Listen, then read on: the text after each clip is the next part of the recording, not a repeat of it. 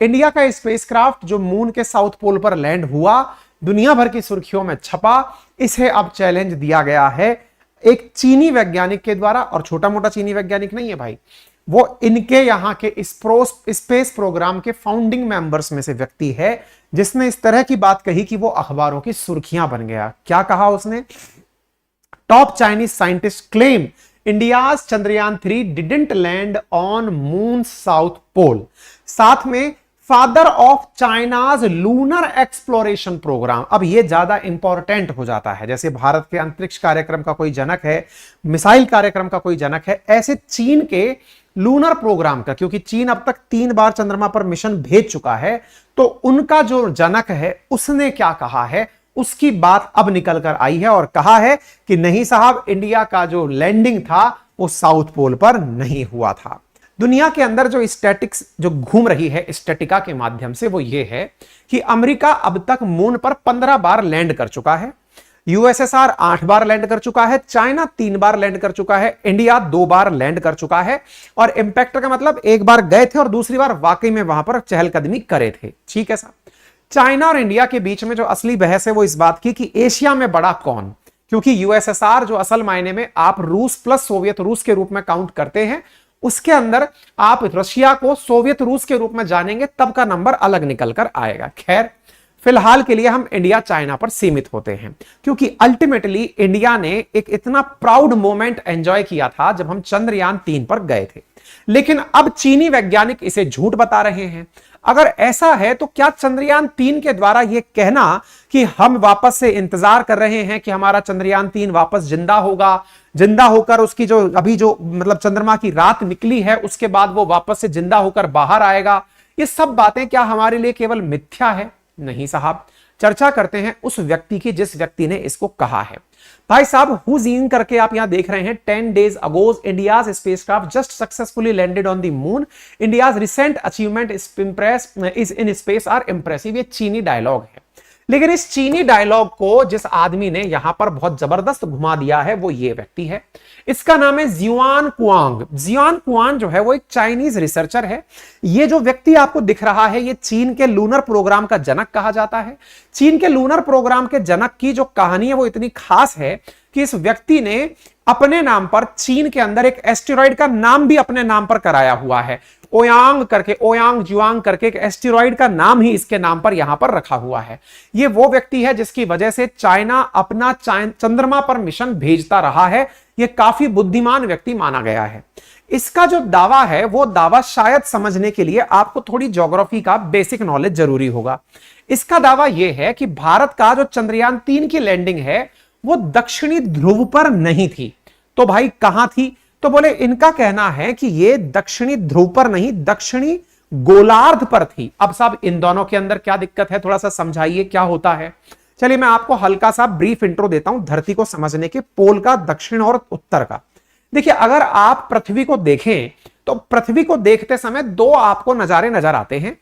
पृथ्वी में एक हिस्सा जो आपकी तरफ है, यानी सिर की तरफ जो दिख रहा है, जब आपके पांव धरती पर हो तो कहते हैं कि मैप पढ़ते समय आपका सिर जिस तरफ है उसे नॉर्थ कहा जाता है, उत्तर कहा जाता है, और जहां पर आपके कदम हैं मैप पढ़ते समय उस हिस्से को दक्षिणी हिस्सा कहा जाता है। ये मैप पढ़ने का जनरल कन्वेंशन है।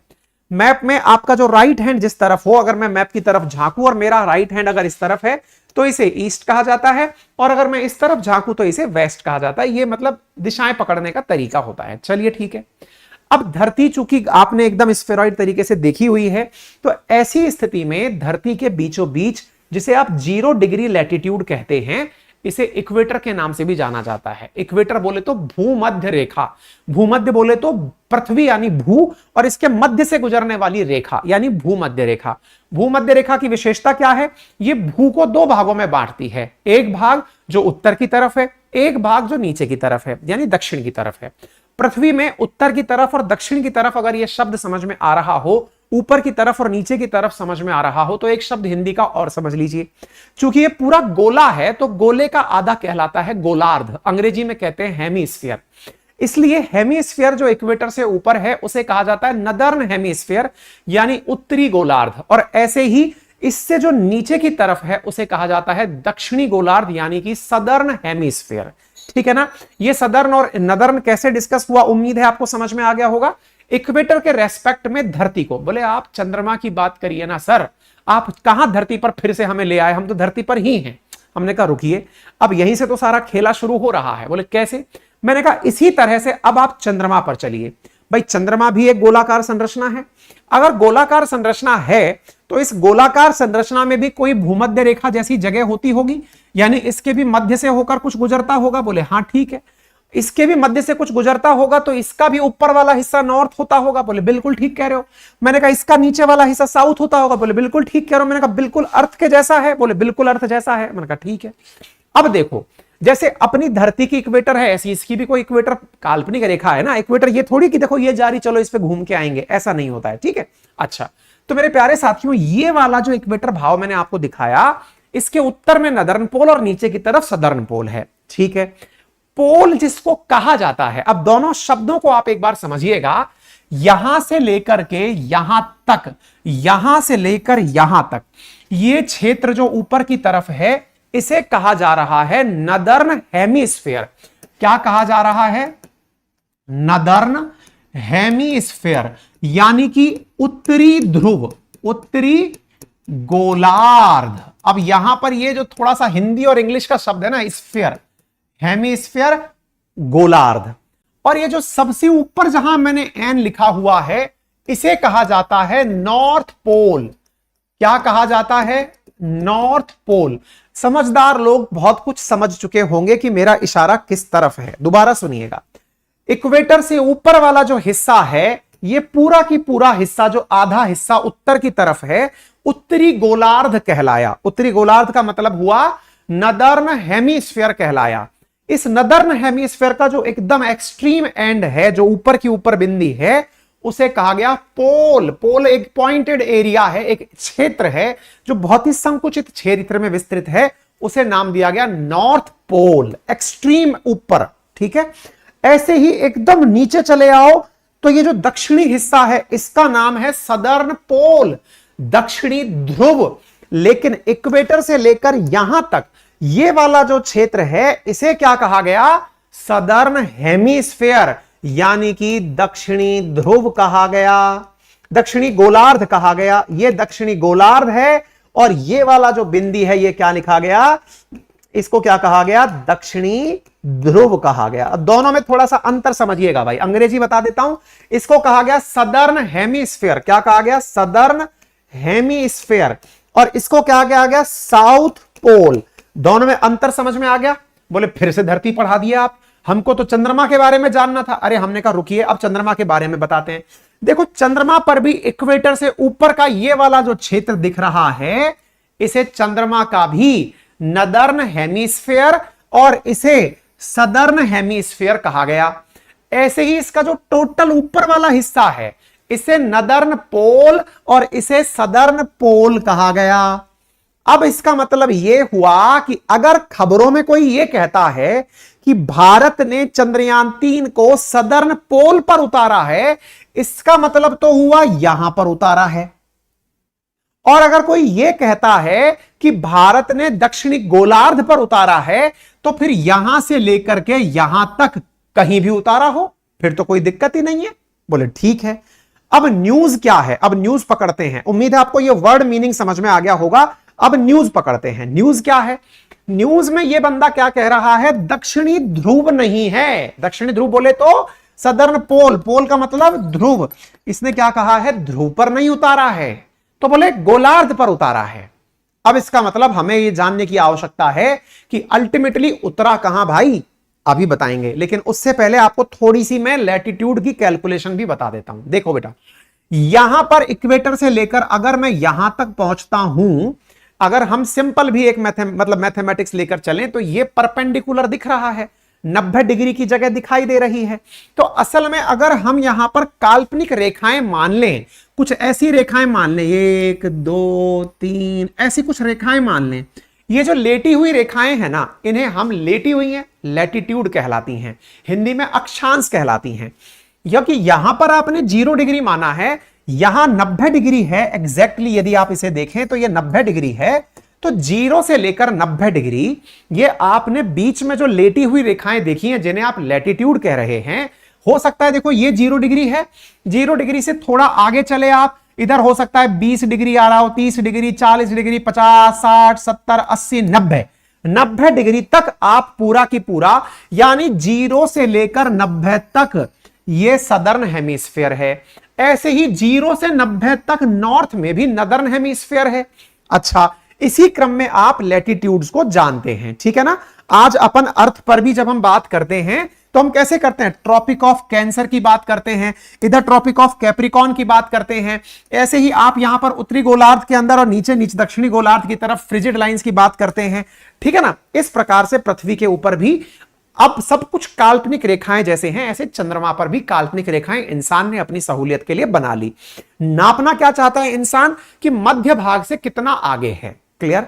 अच्छा, फिर से समझ लो, ये 0 है तो ये 90 है, 0 से 90 पर पहुंच गया तो कहलाएगा सदर्न पोल पर पहुंच गया, और 0 से 90 के बीच में कहीं भी रह गया तो फिर वो क्या कहलाएगा, दक्षिणी हेमिस्फीयर यानी गोलार्ध की तरफ उतरा है, पोल पर नहीं उतरा है।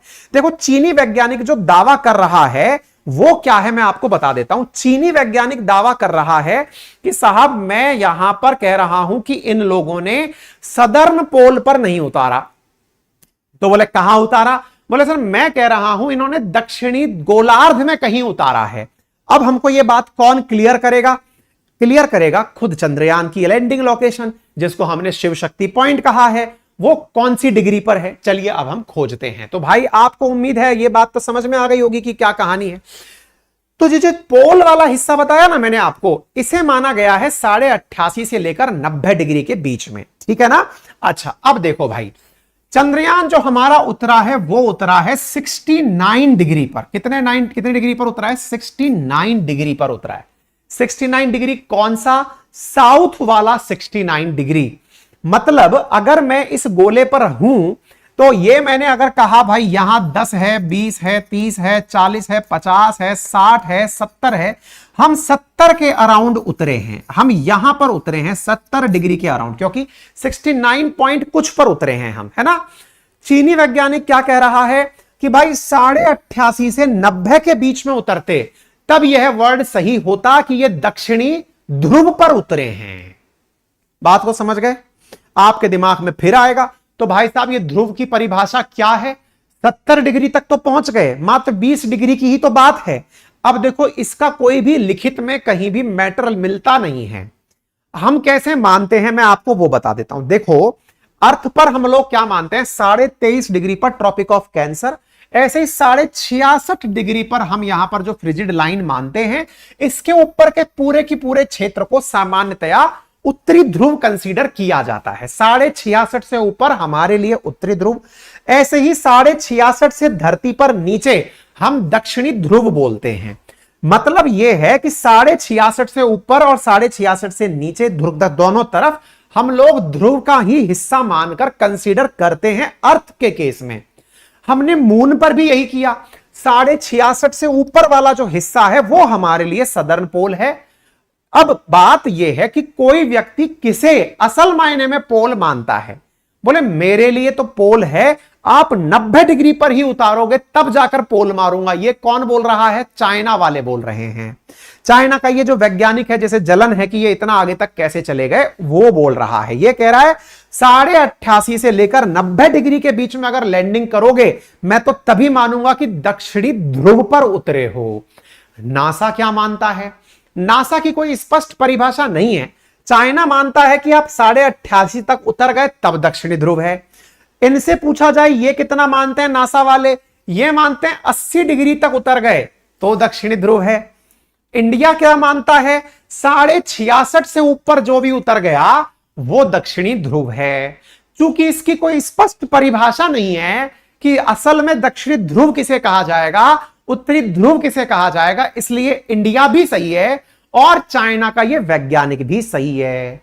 क्योंकि अल्टीमेटली अर्थ पर भी कहीं पर यह मेंशन नहीं कर रखा, इसी का लाभ दुनिया उठाती है। तो अब आप पूछेंगे तो सर अब हमारे दिमाग में तो खुद पर ही डाउट आ गया कि वाकई में हमने कुछ किया भी है बड़ा या नहीं किया है। देखो आपने कितना बड़ा किया है, पहले वो समझो।